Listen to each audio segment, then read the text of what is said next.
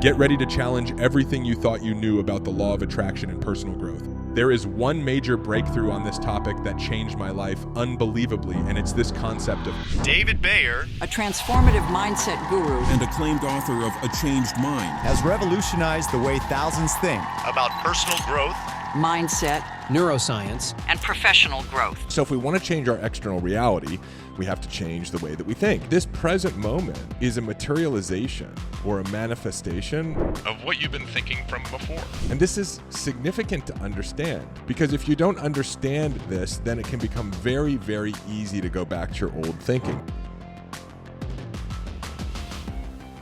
If you've done personal growth work for a while, but you've still got some limiting beliefs that are keeping you stuck, you're absolutely going to love this episode. I'm going to share with you a powerful distinction that helped me reorient myself to the way beliefs change works, this idea of the law of attraction, and why in some areas of my life I was stuck. For you, it might be that you're trying to get out of feeling like you don't have enough money, you want to have more abundance or prosperity in your life. Maybe you've got cycles of chronic health challenges or problems, relationship challenges or problems, or you've hit the upper limit in growing your business. Whatever it is, if you've been doing personal development work for a while and you've been able to change some of your beliefs and therefore change some aspects of your reality, you've had improvements in your life, but you haven't been able to shift others, you're absolutely going to want to hear this distinction. Now, before I get into this distinction, I really want to just establish a foundation of how you are creating in your life. So a lot of people are looking for a magic pill strategy to lose weight or heal their bodies or end the toxic relationship cycle or create more money in their life. And these strategies, right, whether it's get a better job, whether it's find another partner, whether it's find the right doctor, those are actually effects of one thing and one thing only, and that is a changed mind. In other words, we become lured into thinking that we can control our external reality because we do observe that sort of the last mile or the cause right before the final effect of the change that we're looking for seems like it's something that happened in our external reality. But the truth is our ability to actually produce that strategic activity that leads to the result that we want depends upon how we think. Your thoughts are creating your reality. This is not some sort of new age woo-woo. This is, on one level, just a fundamental understanding of behavioral psychology. Behavioral psychology tells us that your beliefs formed at a very, very early age, as you were starting to give meaning to the experiences of your life, began to shape the lens through which you viewed life. And so if you grew up in an environment, for example, where money was hard to make or money caused problems, then that's what you start to pay attention to as you go from, a toddler to an adolescent to a teenager to an adult, and you start to ignore any evidence otherwise. And so you get locked into what's called a psychocybernetic loop, where all you start to experience is the same thing that reinforces the belief that originated this kind of perception that you have. And so as an adult, you only have access to thoughts that are in alignment with your beliefs. And every time you have a thought, you experience that thought as an emotion, and your emotions catalyze what actions you do or do not take, and those actions determine what results you do or do not produce, and then those results end up reinforcing the same belief that actually created the cycle itself.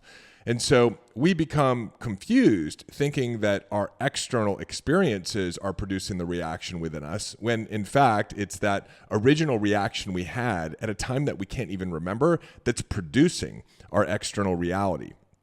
Now, a great example of this is that I had a business partner in my early 30s who would bully me. And I thought that this feeling I had that like people always bullied me came from this relationship I had with a business partner. But when I did personal development work around it, I was able to track all the way back to when I was 5 years old, standing on my parents' driveway, shooting one of those little cap gun with those fake popping sounds on the driveway, and a couple of older teenagers drove by in a car, stopped their car, jumped out, and yelled at me as a little kid. I was bullied. And so that created this whole cycle of me attracting bullies into my life. So if we want to change our external reality, we have to change the way that we think. Now, you probably know this because you're here and you're listening to A Changed Mind. So why is it that some of the beliefs you have seem harder to shift? Well, I want to explain to you a very important distinction that you must understand if you want to be able to create significant shifts in some of your deeper rooted limiting beliefs.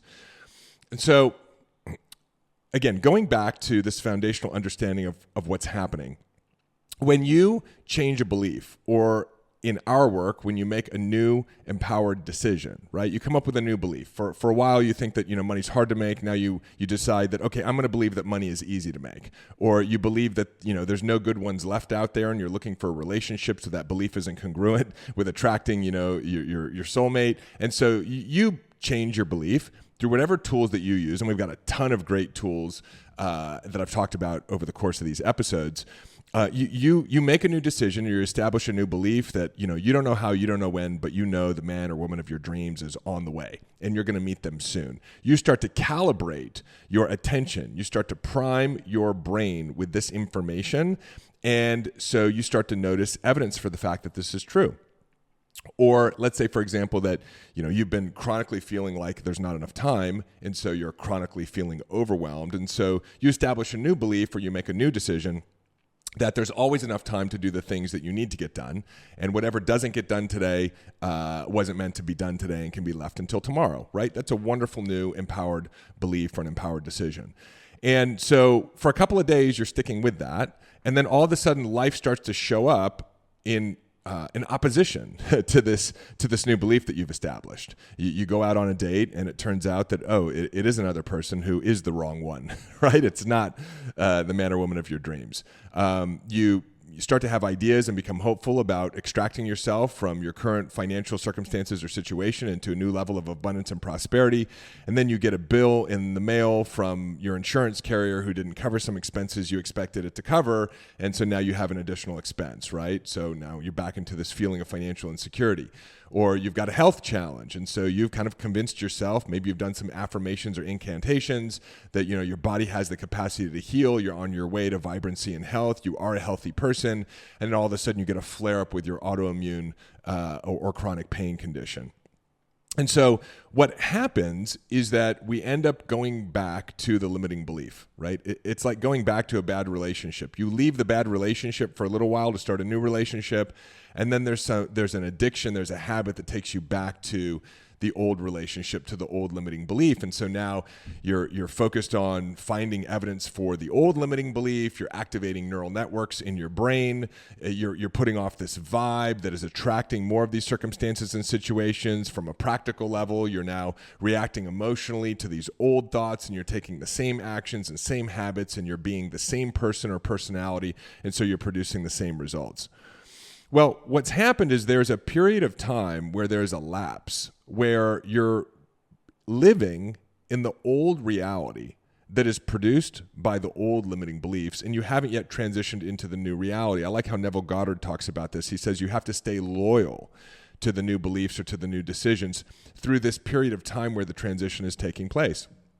But if you'll notice, and maybe it's happened for you recently, whenever you've decided to have a new belief, you'll last for a couple of days with this new belief, and you'll temporarily ignore the evidence in your current life circumstances that support the old limiting belief, and maybe you'll start to notice some new evidence that supports this new decision or new belief that you've established. But over a short period of time, you become overwhelmed by the old evidence.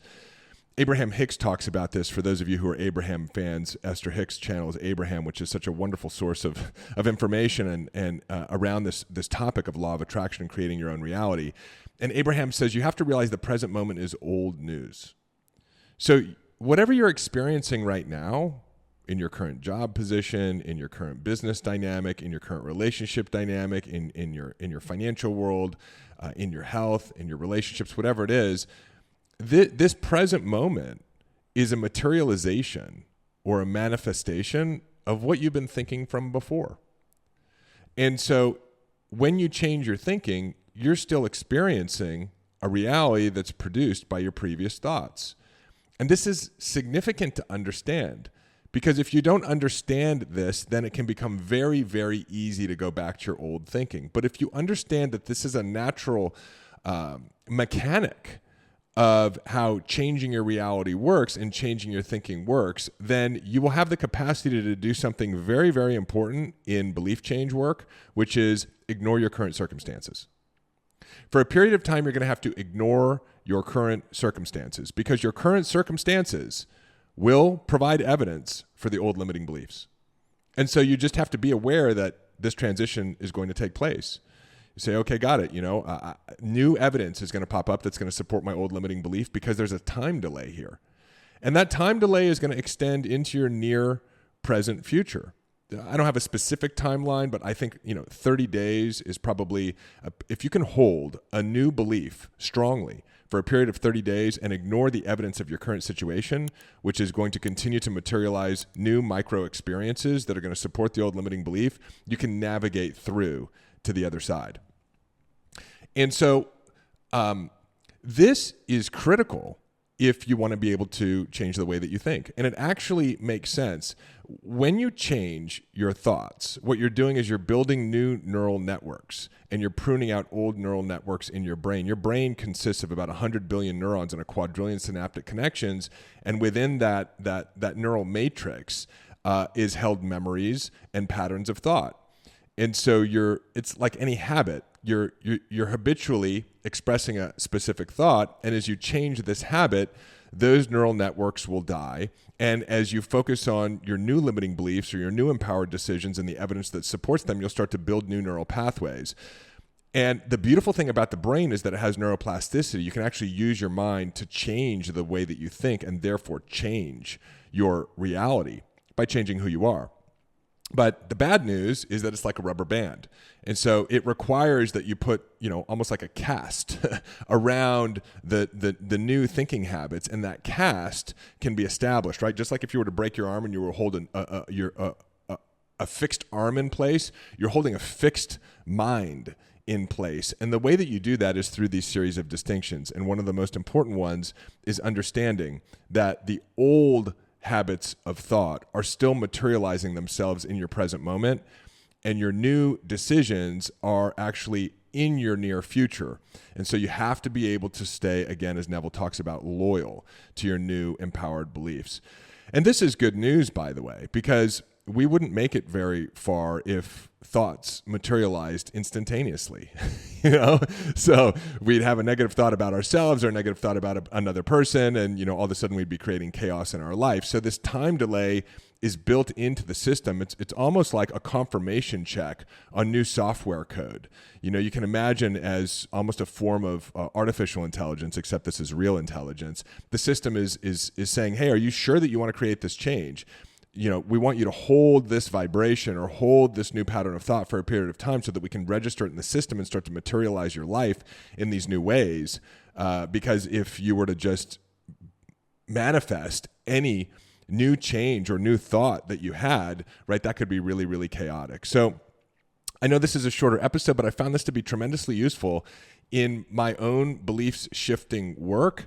Some beliefs seem easier to shift, some beliefs seem harder to shift, and those beliefs that seemed harder to shift, it was simply because I didn't have the one thing that was required, which was patience and faith, as I established a new decision for myself and I waited for my present moment to change, right? Your present moment is still going to reflect those old limiting beliefs for a period of time, but if you're willing to give it just a little bit of time, all of a sudden your reality will change. So I hope this is helpful for you. I hope you love this episode. And by the way, if this is your first time and you love this episode, tell a friend about the episode if you found it useful. Leave me a rating or review if you're listening on one of our favorite podcast platforms, or a comment below if you're watching on YouTube.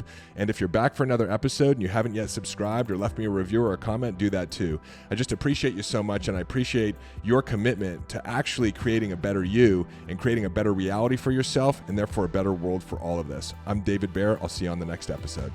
Hey, it's David. Hop on over to davidbear.com. Click right here. There's also a link in the show notes, and sign up for our newsletter. You'll get immediate access to my free Mind Hack ebook, as well as a couple of trainings to help you master the inner game. This is a great way to stay informed and be a part of our community and be notified of special announcements. Click below, head on over to the website, get subscribed. If you loved this video, make sure you check out this one or this one, and I will see you in the next video.